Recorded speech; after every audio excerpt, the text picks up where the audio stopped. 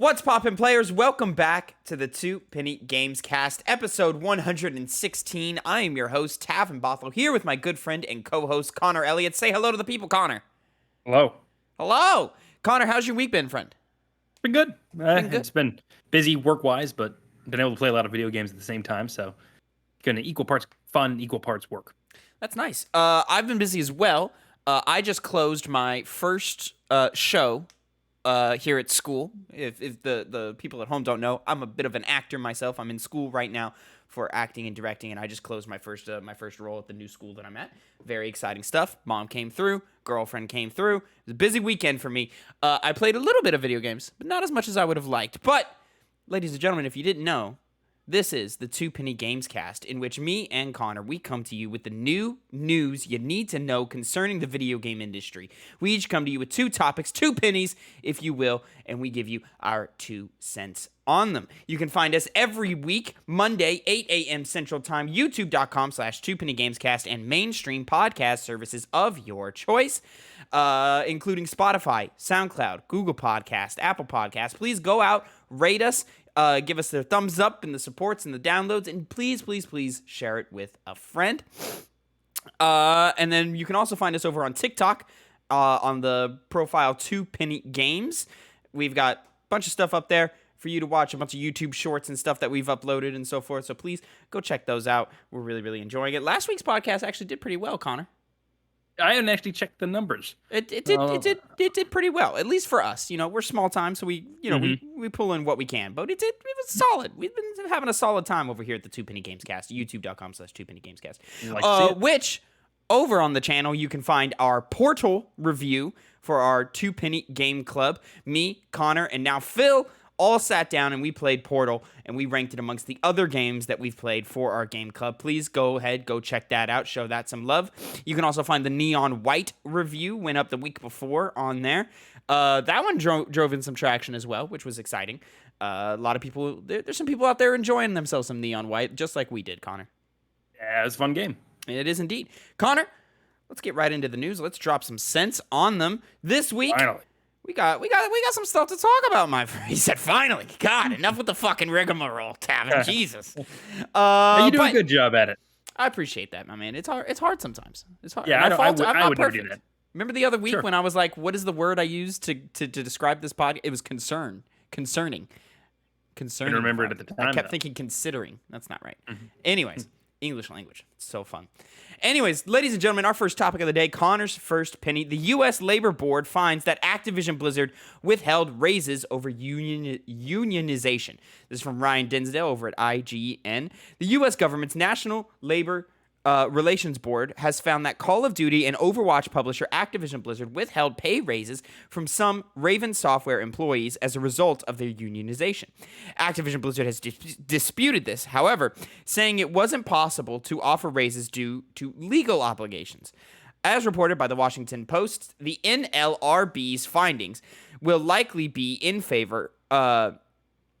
fall in favor of the Raven employees in their ongoing negotiations with Activision Blizzard. The group of quality assurance workers became the first union at a major North American video game company in May 2022 and filed the NLRB complaint in September. Quote, "It's a very preliminary win for the union at this point. It gives them a little bit of leverage," said former chairman of the NLRB, Wilma Liebman. Quote, "It's part of their tactics, hit them wherever they can to put pressure on the company in order to reach an agreement with them and stop violating the law." Wow. They some shitheads over there, aren't they? Huh? Yeah. Can't say I'm too surprised considering Activision Blizzard's past actions. Yeah, just add it to the long checklist of things, and it's so easy to so very quickly fall into the, Activision Blizzard, man, they really suck. But, no, we got to hit them on every single one of these notes. Like Liebman says here, you hit them with everything in order to, get as much as you can in order to get what's right for everyone in this situation. It's so upsetting and so depressing and numbing to see just how much how deep the rabbit hole goes with Activision Blizzard. I remember, over a year ago now when that first story broke and it was just so like fucking disheartening to see the state of the industry and where it's at in one of the biggest publishers ever has just been a shitty place for all of its workers and they employ so many people and they sell so many copies and all this money goes around and now you can't even spread some of that love. Like, come on now, son. Yeah, greedy company. And thankfully we won't be really having to possibly deal with stuff like this much longer if that merger or the acquisition by Microsoft finally goes through. Since we've been is what we keep hoping, but it's gonna have to be all right, motherfuckers. You're taking over. Fixing. You better fix it because it's your problem now. And the good thing about that is they'll be on a clean slate. They don't have the same issues. They wouldn't, at least going out the gate, have the same issues that Blizzard has had for so long with its upper management screwing over their workers. So it's a big chance for them to actually make it a good place to work and not fall into bad habits, which still could happen. Though Microsoft might be better with treating its workers and being more proactive in trying to solve some of these issues that exist within the gaming industry, they could still commit those actions as well. It's definitely possible. So now all we're going to have to start doing is keeping an eye out for Microsoft and how they treat their Activision Blizzard workers. So, yep, indeed. I hope this stuff I hope they're just able to, get the pay raises that they deserve. I hope that they don't have to wait until Microsoft acquires them to get those raises. They should get them now because obviously they're breaking the law. I'm assuming, or at least it seems like they are, labor laws. And then it's just on us as an industry and us as consumers and people who enjoy these games that everyone works so hard to put out for us that we really hold these executives' feet to the fire, and when they're doing dirty stuff, we got to be like, yo, what the fuck? And unfortunately, because we're dealing with entertainment, it's hard to it's a tricky conversation of like, man, I would just rather not support this type of company if it treats its workers this way. But due to the nature of the video game industry, it's just hard to balance that because you're really just punishing devs at that point, and they're already getting their asses handed to them by their higher ups. So it's such a tricky place to be in, and Activision Blizzard is genuinely just one of the most disgusting companies out there, and it's unfortunate that like they hold the keys to so many beloved IPs and stuff. I mean, like Call of Duty was such a big thing for us as kids, and we loved Overwatch. For many years we loved Overwatch, and we see the release of Overwatch 2, and for the most part it seems okay, but there's some tricky stuff where you go, man, like I really wish you didn't do it that way. And then I know their launch has not been smooth for Overwatch 2 as well. So with all the DDoSing and stuff, and you have to wonder if maybe they're suffering this because of how they're treating their workers, and maybe now assholes out on the internet are doing these DDoS attacks for those reasons, or they're just doing it to be an asshole. Who knows? But yeah, it all feeds into each other, and it's on us to pay attention and make sure everything works out right. Yeah. It's easy to trash on Overwatch, admittedly, as well, which is probably a possible reason why those DDoS attacks have been going on, because, it's funny. Connor, you and I have no interest in Overwatch 2, is that right? I don't. You don't? I had interest solely because people I know were playing it, but I honestly just, like, in its current form, can't play them, considering who makes them. I can't support Activision Blizzard in that way. I almost downloaded it, and I was like, this feels nasty. And I just didn't do it. He pulled the net. He said, I can't do it, guys. I'm sorry. Mm-hmm. Good on you, Connor. You're one of them ones that I know like will say something and stick to their guns for the most part. Yeah, for the most. Hey, what's that mean? Hey, we're all human. We're all human. I do it too. Anyways, Connor, moving on to our second topic of the day, our my first penny. We have a trailer for the Super Mario Brothers movie. And this blew up the internet across the board. Everyone was talking about this. It did indeed. And I gotta say, man, I don't hate it. Like I think it's a pretty solid trailer. I think it's a lot of fun, especially this opening scene with Bowser here. I think sets the tone very, very well. Of the voice cast that they've shown so far, I think a lot of the performances are really, really solid. Shout out to Jack Black as Bowser. Amazing. Jack Black's Bowser is great. Mm-hmm. I like Keegan-Michael Key's Toad. I think Keegan-Michael Key's Toad is a lot of fun. I didn't know that was. Yeah, that's fun, right? And then there's the elephant in the room. Because I've seen the conversation about Jack Black. That's been half of it. People talking about how great it is and how his performance is going to be really cool. The other one, not Chris Pratt is Mario, man. He sounds like Chris Pratt. He sounds like a 42-year-old New York Italian that like, you know, just got done having dinner at his mom's house or something, you know, and it's just like, ooh, is that Mario? Is that joyous? Now, there's a lot of people online that say, yo, what's home dude's name that actually... Charles Martinet. They say, hey, Martinet's right there. Why didn't you use him? And let's be honest, ladies and gentlemen, you don't want to hear Charles Martinet's voice for 2 hours. You don't. Admittedly, he is a trained voice actor. He does lots of other roles. It's not just... I think he could have done it very well. I'm sure he could have, but I think it would have been too easy for him to fall into that Mario voice that he's been doing for 20 years, 30 years. Definitely could have, but would that necessarily have been a bad thing if this is what we're getting? Comparatively, I think the other thing would have been... I don't know, man. Like, I would find that voice annoying in a movie.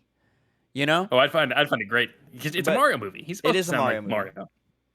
Yeah, but like, I do think I don't think Chris Pratt was the right choice here. Obviously not. No. And I'm still concerned about Anna Taylor-Joy's as Peach.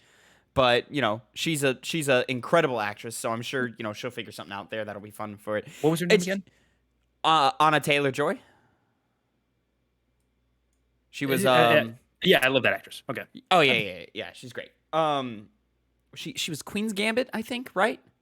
Is that her? Yeah, she was. The Witch, the Northman. She did great in Queen's Gambit. I've seen her in other stuff and I just can't remember it right now. But yeah, for the most part, like a big shout out to Jack Black as Bowser, a big shout out to Keegan-Michael Key as Toad. I think those are great. I'm really excited. I'm excited to hear Charles Day's Luigi. I'm sorry, Charlie Day's Luigi. I'm excited to hear that. That's a good voice acting role for him. I think that's going to be a great character. And then also, like, Seth Rogen's Donkey Kong is in this motherfucker, bro. Oh, I forgot. Hell yeah, man. Yeah. Let's see how that is. It's really it's Chris Pratt's Mario that I'm like, oh, man, really? It's animated beautifully. The jokes that are in this trailer, I think, all hit and are really, really funny. This whole, like, siege of the penguins is great. Yeah. Seeing the dry bones in the trailer, I think, is a lot of fun. There's a lot to love in this trailer.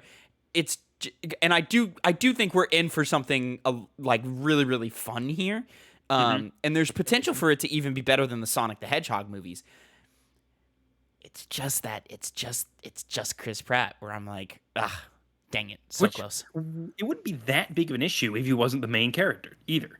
Like if it was like if Toad, his voice actor wasn't good, you'd be like, okay, sucks that it isn't good, but you'd get over it. It'd be fine at the end of the day because it's Toad. Yeah. But with Mario, I kind of think Toad is going to be the sidekick here. Yeah, he looks like he will be. Yeah. But you expect it to be Luigi, but I don't know what they'll do with him.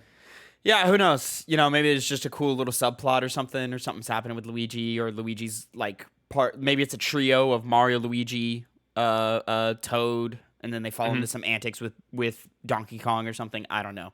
I think the animation looks beautiful. I do like Mario's design, but he does get a little bit into that what is it called? The valley, the fucking Uncanny Valley. The Uncanny Valley. I think Mario dips a little bit into the Uncanny Valley, but as a design, I think he looks good. And then just the design of the world, it looks great. I think, I think we're really in for quite a bit of a banger with this movie. For the most part, I mean, Illumination, those can be kind of hit or miss, kind of with the Illumination Studios, but you know, in no means do they put out bad work. And then, I'm excited to see more. I think this trailer could have been so bad. It could have been so much worse. Oh yeah. And I think they did a good job in giving us the right tone, giving us the right mood, and like I think this is in good hands, honestly. Yeah, it seems like it's actually made by people that enjoy Mario and knew what they were making when they first, made the idea for what this movie was going to be like. Because, like I said, the trailer was very entertaining. It got me wanting to see the actual movie from not really caring about it, which is what trailers are supposed to do. That's what a trailer's supposed to do. It's got us hooked. I think definitely going to be better than the last Super Mario Brothers movie we had. I think it's going to be better. Yeah, I think that's a shoo-in. That's a shoo-in. But yeah, I'm super excited, and I can't wait to see more. So shout out to the Illumination Studios and Nintendo for crafting what looks to be a hopeful banger here. You never saw... Have you seen the Sonic the Hedgehog movies? No, never saw any of them. Oh, you haven't seen either of them. No, because this didn't really appeal to me. Even like, never was big into Sonic, as I've said I think a couple times on this show. So Yeah, sure. that plus it being looking like a very generic, boring movie to me, which I could see it not being. You can say It that just for the first one. I genuinely think the second one is a good time. Oh, okay. It's a good time. It's by no means like greatest movies ever made. No, they're fun movies. They're okay. Sonic 1, you know, it had all of its production issues, obviously, with the original design of Sonic getting delayed, having to rework it, that studio going under, et cetera, et cetera, et cetera. It came out, and I think it was the best version that movie could be. Was it good? I'm not going that far. But Sonic 2, I think, is genuinely a really fun kids movie. Like, and you can check our review on this channel, actually, of Sonic the Hedgehog 2, the movie, with me and Phil. We had a great time with it. And yeah, so I'm excited for Sonic 3. And, you know, I hope this kind of, you know, sees where that one went wrong and is taking the appropriate steps and stuff. I think it being fully animation is a good choice, as opposed to the live action route that the Sonic movies take. And Very bad. It's not very bad, but it's getting old quick. I'm happy about and then that. also Jim Carrey's performances in those movies are both great. Oh yeah, that is true. I've seen clips of him. Are you a Jim Carrey fan, Connor? I don't even remember. I've liked him in everything I've seen him in. I haven't seen a movie and been like, I hate Jim Carrey. It's even nothing really. Nah, Jim Carrey's fun. I like Jim Carrey a lot. Anyways, Connor, let's move on to our third topic of the day, and my final penny, something that I'm pretty excited about, but like, I don't know, like I'm not like over the hills for, is Dead Space got an official gameplay trailer this last week. Connor, have you seen this? Did you watch this? What did you think of it? As someone who has played Dead Space most recently, I'm interested to see your thoughts. Well, Dead Space, to be honest, if you were to ask me, didn't need a remake. You know, I've been on board with it from the moment that it got announced, because it can use graphical updates, and it can do better things with the story. Mainly the thing I was thinking was, well, might as well give Isaac a voice, because he has one in the second and third game, but he didn't in the first game, and it would have highly benefited from it. Yes, and I saw that, and I was like, okay. And then I saw how graphically great it looks, and I thought, okay. And then I just kind of only kept seeing more and more things to make it look good and just better than the original. So even though I don't think it like I said, needed one, since the old Dead Space holds up very, very well, this will just be a better version of the game to play, just based off what they've already shown us. I mean, graphical updates, who's going to complain about that? And the voice is there. Tick the main boxes it needed, because the gameplay's solid, and they just need to recreate that, which it seems like they're also doing. Doesn't look like it's changing anything crazy up, and this probably looks like it's going to control better than it did in the first game, the zero gravity. I was satisfied with this trailer. It did nothing wrong. I'm right there with you, man. I really enjoyed watching this trailer. It looks like Dead Space, the original game. It looks like how Dead Space is in my mind. And I know Dead Space doesn't look like this. I know it can't. It's impossible. That game is over 10 years old. PlayStation 3, like... It is not. Yeah, no, there's no way it looks like this. But this is what it looks like in my brain. So I looked at this trailer and I went, oh, Dead Space. Cool. I'm excited. I'm excited for that experience again. I think the thing about the original Dead Space is there were elements of it that don't hold up. It's such a product of the time. Because the last time I touched it was a few years ago, but I only played it for a little while. And I don't think its atmosphere and tone are definitely scary and spooky, but I don't think its scares really hold up. And I think that's because of the limitation of the technology. So hopefully some of that kind of gets remedied here. A nice little cool update. I know they're doing a lot of technology with dismemberment, with some of the dev journals that they've put out and so forth. So a lot of new dismemberment technology. So we're going to see the chunks flying off and coming apart and all that. I'm excited to get more detail of that. I know there are a few new guns in there, so I'm excited to play around with that. And then it's also interesting, this coming out a month after Callisto Protocol, which is essentially the team behind the original Dead Space. It's really interesting to see these games pretty much go head to head against each other, of old and new, and team v team and so forth, and what that original team has learned over the years versus what this team over at Motive, who is the Star Wars Battlefront 2, they did all the flying in the spaceships and stuff, and then they did the Star Wars Squadron game, and then now they're lined up with this, and then we know they have the Iron Man game coming down the line after this. But this trailer, I think, sold Dead Space Remake for me, where I was not sitting on the fence. I was interested, and I was nearly excited. I was almost excited for it, just to experience Dead Space in an updated form. But this one actually did make me genuinely excited. It looks like the gameplay feels good in 2022, which, you say it, but I'm curious to see if the original Dead Space just feels really stiff nowadays. I remember it feeling stiff the last time I played it. And then, I'm just hoping for, maybe new creature designs, AI behavior. I want the scares to be altered so that returning fans, can still get spookified. Obviously this big, arm that comes out and grabs you, which is so iconic from the original game. It seems to be attacking you in 0G, which also 0G is new because in the first game it wasn't 0G. That was a second game thing. And then you did these like weird like Superman jumps like from wall to wall, and it was confusing and it just didn't play very well. And then I hope they get rid of that asteroids bit. Or change it. Or make it that wasn't bad, part. I hate the asteroids bit. I've always hated the asteroids bit. What did it do to you? It killed me 1,000 times. That's what it did to me. It pissed me off. Hey, when you have PC controls, no problem. I'm not playing this on PC. Neither did I. I played on PC, but it was a controller. So. Oh, you played with it? All right. Didn't actually make a difference. That makes zero difference for you. But yeah, looks beautiful. It looks like how Dead Space looks in my mind. So I'm excited to just re-experience that. And then... hopefully this is a big step for Motive. I'm more excited for what this means for Motive than what it means for Dead Space. Unless it does super, super well, crazy numbers, I don't expect like a Dead Space 2 remake of any kind out of this or anything, or even a revitalization of Dead Space. I kind of think this will probably be a one and done, unless it does stupid numbers. Because, this is still EA we're talking about. And let's remember what EA did to this franchise. Yeah. But yeah, I'm excited. This got me excited. It's just, coming a month after Callisto Protocol, y'all better got the heat, because Callisto Protocol, I think, is going to be, a contender for Game of the Year. You've been hype on that. I'm really hype on Callisto, but, we shall see. Connor, anything else you want to mention for Dead Space Remake here? No, not really. I said all my pieces. There we go. All right. Well, then let's move on to our next topic of the show here, Sir Connor. CD Projekt Red. Oh, and then this is your final topic of the day as well. Hold on, I fucked up my time code. There we go. Ooh, that's not right. CD Projekt Red, or CD Projekt in general, just announced a whole slate of new stuff, including The Witcher, Cyberpunk 2077, and a new IP. A lot of this is just project names and so forth. So we're pulling from CD Projekt IR's Twitter. And I guess we'll just kind of go down the story and just kind of one by one break these apart. Do you think so, Connor?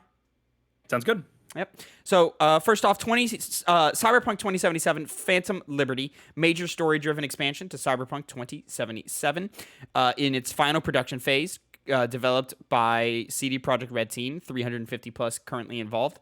PS5, Xbox Series X, and PC, and Stadia, oddly enough. Probably not anymore. Yeah, this is, the big one. This is the one-time big expansion for Cyberpunk 2077. Connor, you're hot off the Cyberpunk anime. Yes. You were considering giving 2077 a second shot. Do you think maybe with this expansion you'll hop in, play the base game, and jump into this as well? What are you feeling?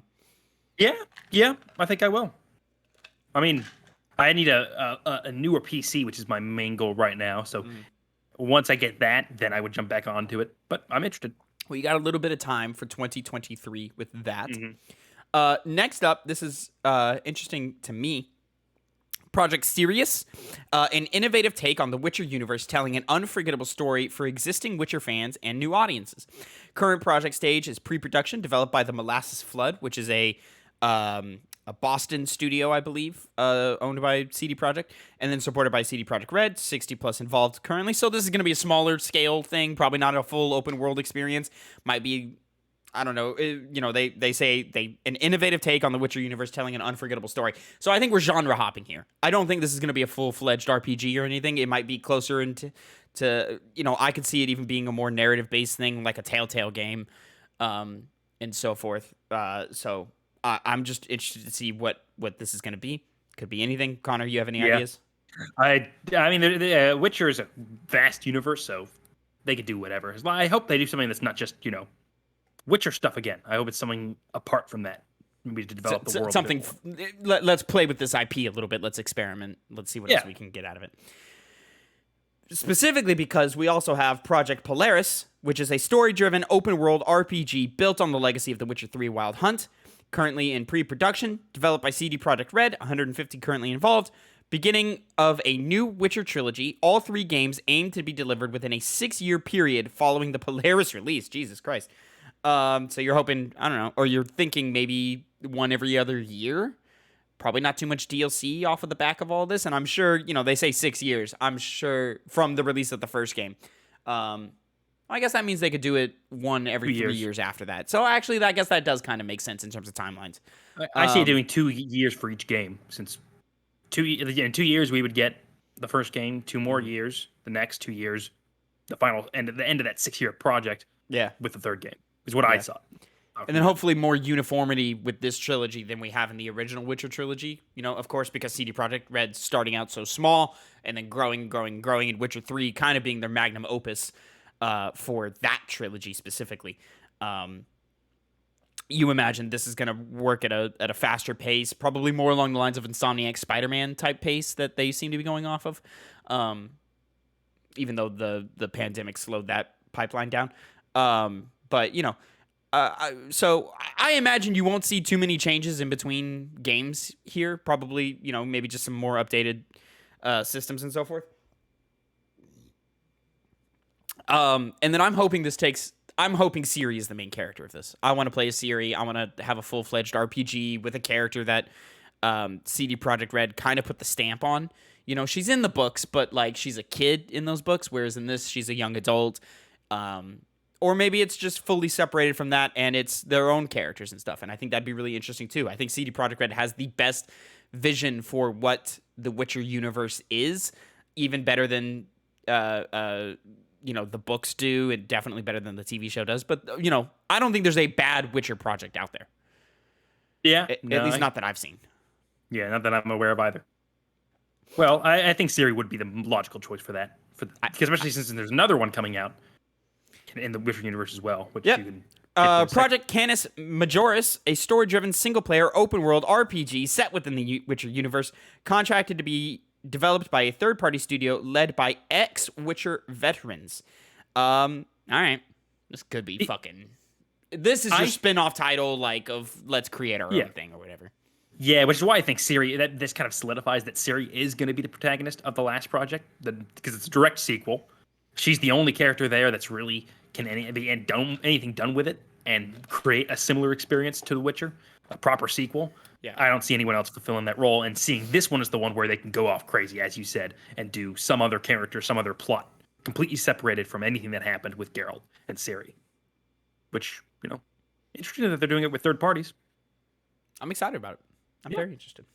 Moving on, Project Orion, Cyberpunk 2077 sequel that will prove the full power and potential of the Cyberpunk universe to be developed by CD Projekt Red team. Because they fumbled the bag. That's why they said that. They said, guys, there's a lot of money here and we keep fumbling this bag. Let's get back to it. Now, this is, I guess, the best time to mention that. Now, I'm very uninitiated on this, so you might know more, but they use a differently built engine for each of their games, from what I've understood. CD Projekt Red does, and now they're doing a more universal in-house engine for the rest of these games, as opposed to a separate one for each one. That's what I was hearing online. Did it launch with Cyberpunk 2077, or was Cyberpunk 77 and The Witcher 3 on the same thing? I thought they were on the same engine, but I could be wrong about that. Yeah, well, either way, like I said, just going I'm going off of things I've heard online, so really it could be either one. But if we're going along that line of thinking that they are doing a universal in-house engine, these games will come out hopefully better, because apparently that had some issue with why it was so hard to make Cyberpunk 2077, is they were using an engine that they didn't actually have a lot of experience with. Once again, only something I've heard online. I'm Yeah. not educated Well, on no, that that was at one of all. their things, is that the engine couldn't handle what they were trying to build in Night City. Because if I remember right, it is the same engine, and because The Witcher 3 is long, vast landscapes, lots of plains and large forest areas and mountains areas, it's easy to like break that down in the dev cycle of like, okay, we can despawn this and respawn this and that and so forth. But because Night City is so dense and layered, and you need to be able to like see multiple stories at the same time. That's what kind of hampered their process with that, is because like they just couldn't get the engine to work with the verticality of their design, if I'm remembering that correctly. And then finally, they're expanding with a third IP with Project Hadar, a new standalone IP distinct from Witcher and Cyberpunk 2077, developed 100% internally, IP incubation since late 2021, currently in the conceptual phase by a small strike team. So we're not seeing this for 10 years. No, and not a while. No, yeah. So, that's a far away. We're not seeing that for another decade, but nice to know that it exists. We'll see if it even actually ever comes out. And then from here, it's all just what we can kind of divulge from this. Connor, how are you feeling about all of this news? Well, I'm actually pretty happy, because now, unfortunately for CD Projekt Red, go with the caveats right now, is because of how they handled the release of 2077 with not properly divulging to their shareholders where the stage of the game was at, misleading shareholders, and also just generally handling the development of the game badly from all the reports that we've gotten from it. So they are on thin ice, and this is also, while it is their chance to come back and be another force on the market and show that, okay, you're not going to be making these shitty decisions anymore, which would be nice, but you have to be open and realize that that's also not possible, and they could just go back into their old habits. And if they're prepping to do all of this with those bad habits still intact, it could be a disaster and could mess up the company majorly, possibly even sink it, if it really did something similar to how it handled 2077. But I'm going to remain hopeful and think that they did learn, and they know that they aren't going to do that stuff again, because it just made a worse situation than they needed to deal with, and they lost a lot of money as a result of that. So that aside, focusing on just the games, I'm super excited, particularly for Cyberpunk, since it is a really cool universe that has a lot of potential that wasn't realized with 2077. So it's nice to know they're not just bucking it and forgetting about it and saying, okay, it was a failure, move on to whatever else we want to do, because there's a lot of potential there. And I guess now is my time to mention it. I won't go into a full review or anything like that, but like Tavin said earlier, I watched the Cyberpunk Edgerunners anime. I watched it last Thursday, finished it then. I mentioned in the chat that we have, it was a great anime. Recommend people to watch it. I should maybe put a little bit more emphasis on how good it was, because this year, as far as media is concerned, Elden Ring was on top. Like the only thing I was thinking, okay, it might be as good as it or better, maybe even a little bit worse. Worse being not really the right word, since I'm assuming both those things will be great. God of War will be great. I thought those were the two heavy hitters as far as media is concerned for me this year. But after watching Edgerunners, I can't say that definitively that it is better or on a lower quality than Elden Ring, or it will be have a high chance of being at a lower level quality than God of War. It was seriously one of the best shows I've seen recently. And even people that aren't big anime watchers, it doesn't have a lot of the anime isms that usually turn some people off from watching anime. It's very streamlined, so I would recommend it to pretty much anyone. Both the sub, which I would recommend since I just kind of watch anime in that way, sub meaning subtitles in its original Japanese language, but even the English voice acting was great. I know it had Matthew Mercer in there, Giancarlo Esposito, also Laura Bailey, who get performances from what I heard about them. But performances aside, the show itself and the characters in it have, been in my mind since I watched it. It's one of those things that has not left my mind ever since I've finished it. I keep thinking about it. Things keep triggering my memory to remember, oh, I watched that thing, and then reminisce about the show that I watched, because to show another impact that this anime eventually had on me was I listened to a song that was in the anime very predominantly. And it was a song that was just ripped directly from the soundtrack of 2077, which I had heard when I played it for the short amount of time. And, it was a song that did, it was a good sounding song. I Really Want to Stay at Your House, I believe the song was called. And, I was like, okay, it's a good song. But after watching the anime, my emotional response from that song has completely changed, just based off what the anime did from using that song and what it did with its characters and its setting, which made me not only starve to play 2077, but want more games to come out in this franchise so we can actually see, the multitude of amazing things that can be done with it. If an anime can be as fabulous as it was, so can video games. So now that I know that they're making more cyberpunk content for their video games, I'm all for it. And I'm really hoping that it survives and it thrives because, it's a good setting. It needs to be used more. Awesome. So I'm happy about it. That's the big thing I'm happy about.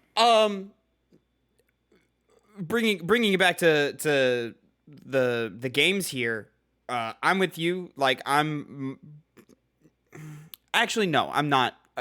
I'm interested in seeing more. The Witcher 3 is one of my favorite video games of all time. I love Witcher 2. I think Witcher 2 is great also.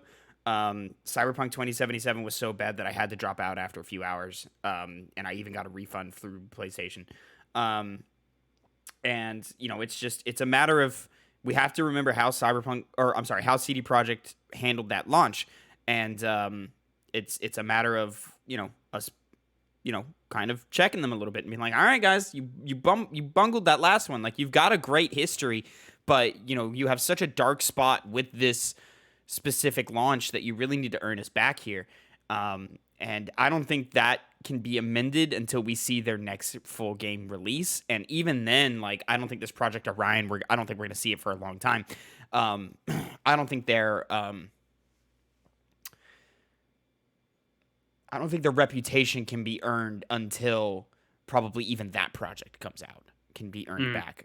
I'm sure we can enjoy whatever they're doing with the Witcher franchise here. But I would, I think it's until we can fully be like, okay, no, it was a fluke. Don't worry about it. CD Projekt's still solid. Is when this Cyberpunk sequel comes out. I am, of course, most excited for this new IP. I would love to see something that is fully them. What is CD Projekt Red as an identity? One that isn't basing itself off of something else. What ideas can those geniuses over there cook up? The brain power over there. What can they cook up with just them? And what does it look like? How does it play? What is the tone? What is the themes? Like, when you say a CD Projekt game, what do you imagine? Right now, it's a very limited pool of what you imagine.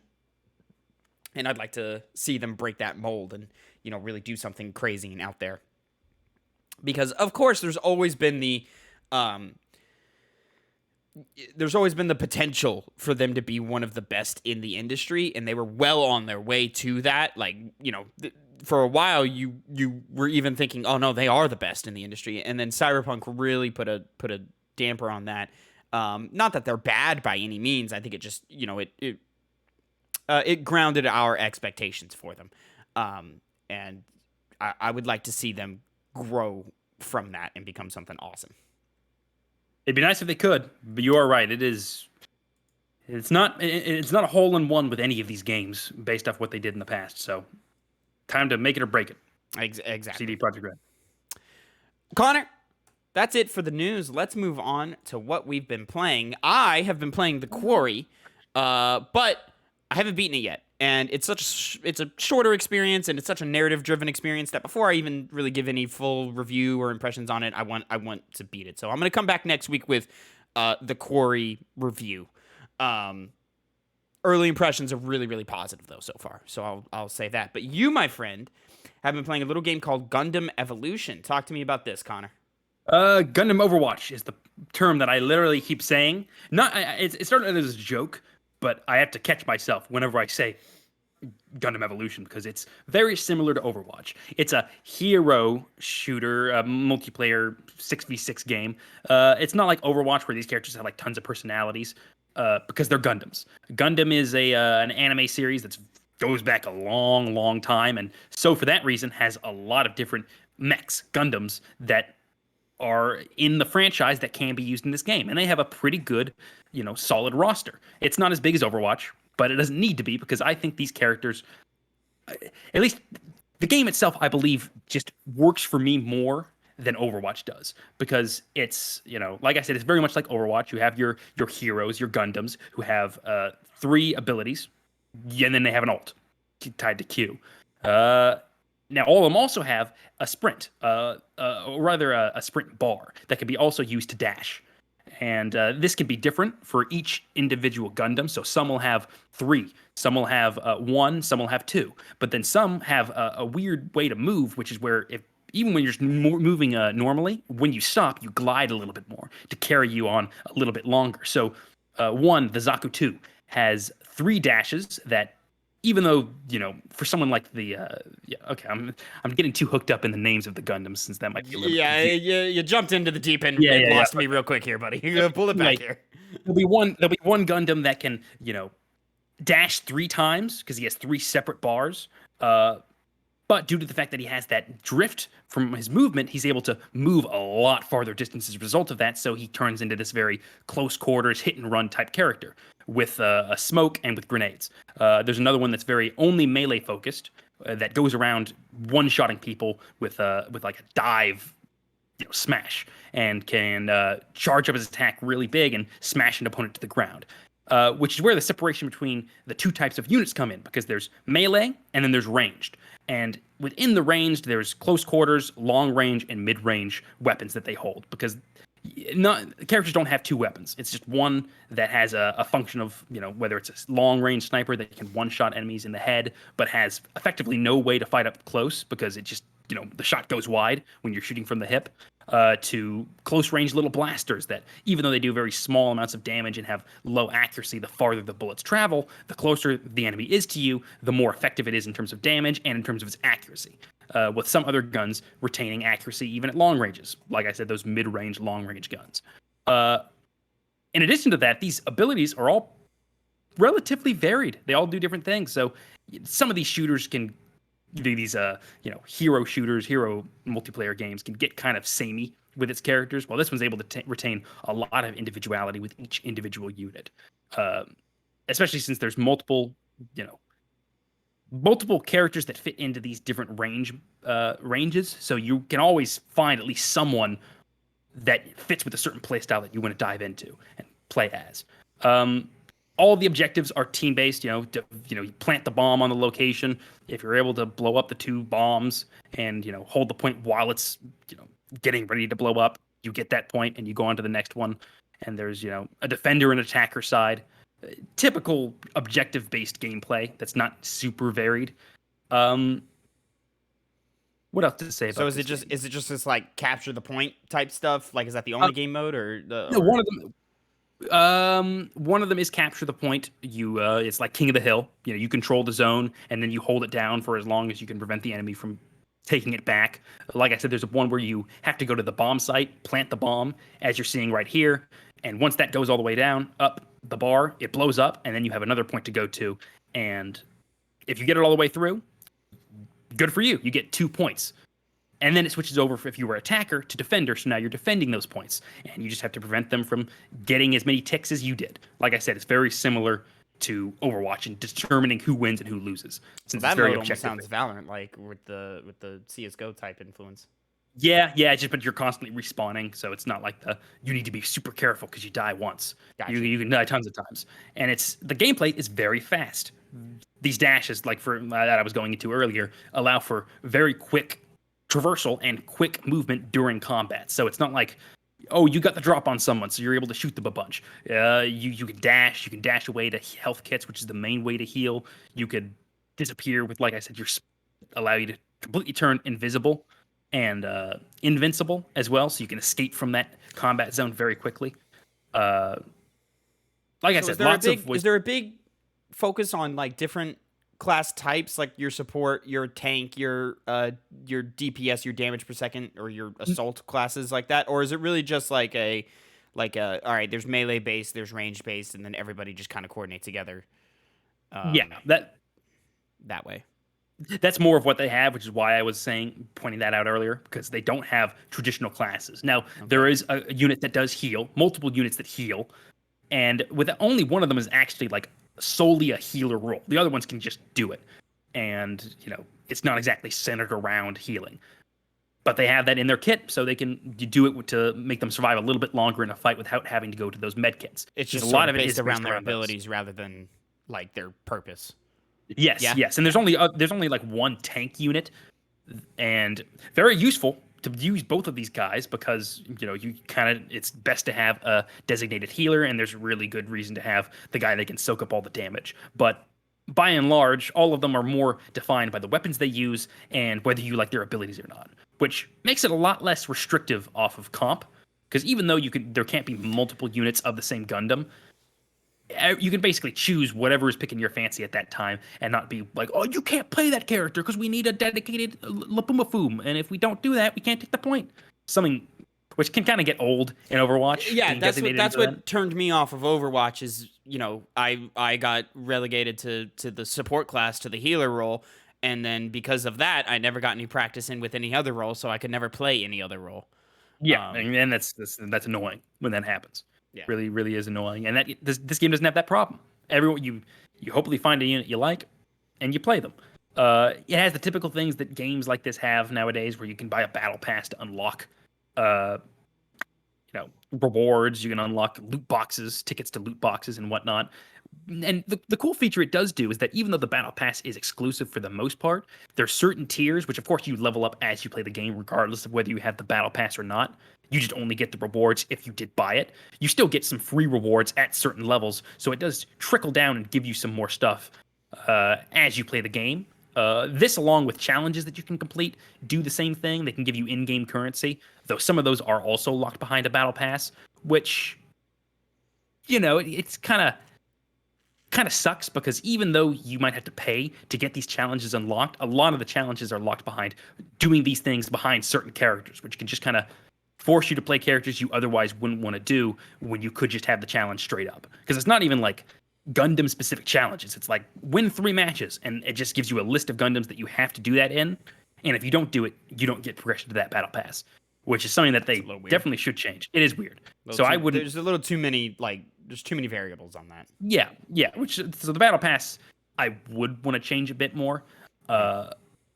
Additionally to the battle pass, they have some characters that are locked behind paywalls. Now, that makes sense because the game is free, and a vast majority of the characters are playable, and you can just completely enjoy your time playing this game based off that alone.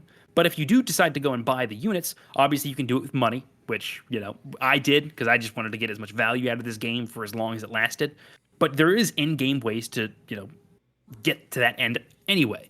Like, for example, one of the things it did was it gave me like 1,000 gold for something. I don't remember what the hell it gave. No. I'm sorry. It gave me 1,000 blue box things, whatever their currency is. Their currency, whatever it is. Yeah. It gave me 1,000 of them, and if I get to like 1,950, I can unlock one of those locked units without having to pay.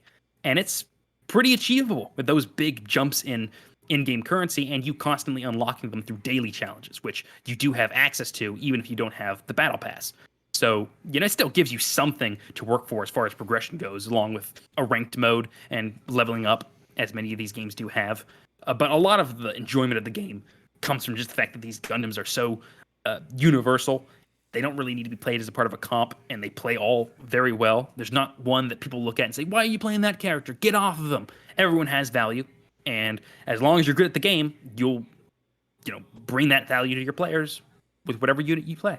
It's extremely fun to play with friends. It's obviously a coordinated game, so the more people you have in your party to play with and cooperate with, the better you tend to do, which is very important because for some reason this game, when you're playing with randoms, is a lot more of a damper on things if your team isn't good, where you can sometimes make up for games like Valorant by just being really good. With this one, there's only so much you can do in that setting, especially with the way damage works, because you can sometimes die super quickly, but it's not like Valorant where everything kills you quickly. Or CS:GO, it kills you everything quickly, and then there's other things that'll take forever to kill you, kind of like Overwatch, which extends out these battles into more long form ones. or short, depending on how the game's played. Yeah, I was gonna say, talk to me about the shooting here, because I'm seeing a lot of it almost looks like some Halo-esque type gunplay here going on with so kind of how the guns work here. the unit they're using for this demo is my least favorite because it's the assault weapon class, the assault rifle, the automatic rifle. He's the Soldier 76. He has his heal. He has like a little incendiary grenade that he can use, and he can slow down the movement of other opponents. But the gun itself doesn't really play all that fun. So this gameplay maybe isn't the best show of how fun the gameplay can be, because each unit has their own guns. So for example, the units that I play, one of them is the Morasai. It has a mid-range semi-automatic rifle. Kind of fires at the same rate as maybe like a bolt rifle would play in a Call of Duty game. And it's very long range and gets really high damage off headshots and is satisfying to play. The Suzaku, one of the only tank unit that I was talking about before, has a shotgun that's very, amazing at close range, but even though it can slowly put on damage, it at a long range isn't the most effective.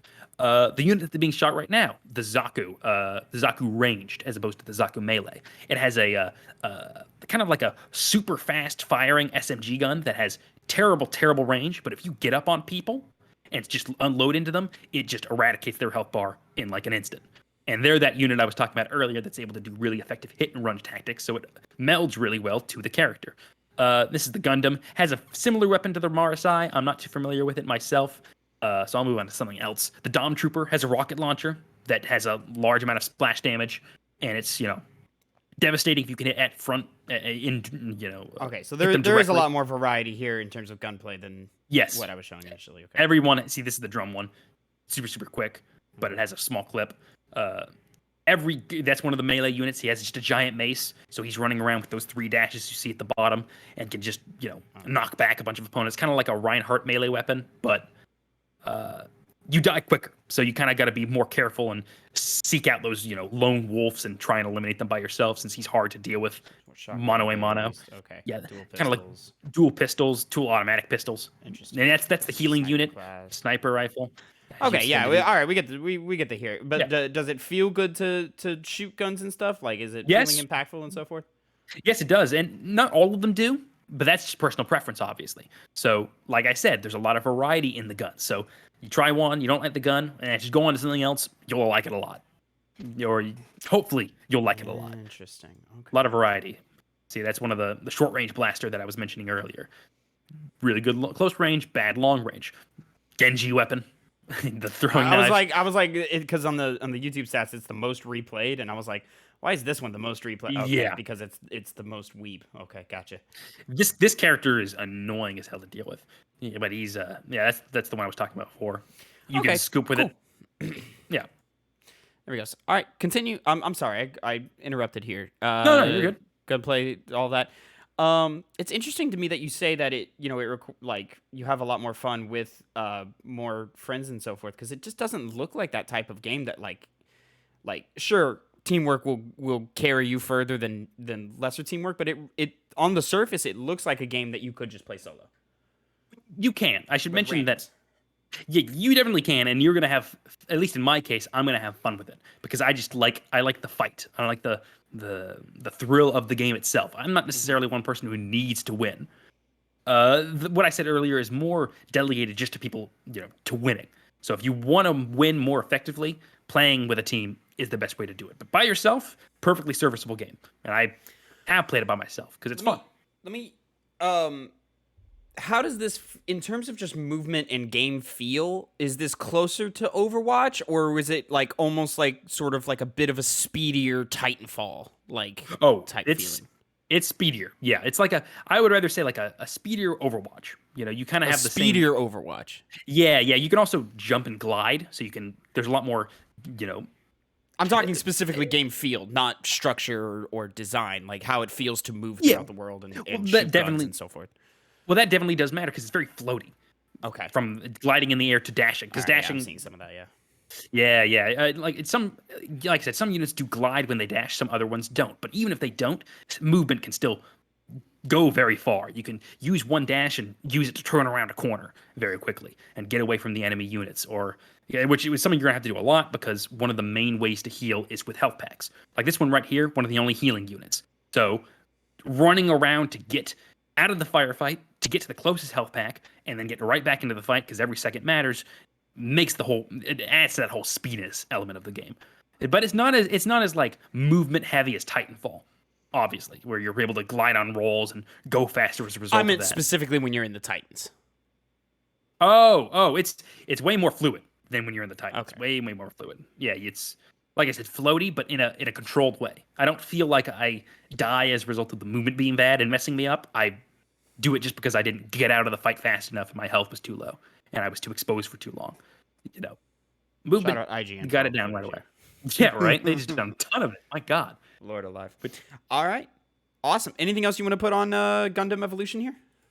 I guess just that I hope they constantly add more things to the game because, like I said, the Gundam franchise has numerous Gundams.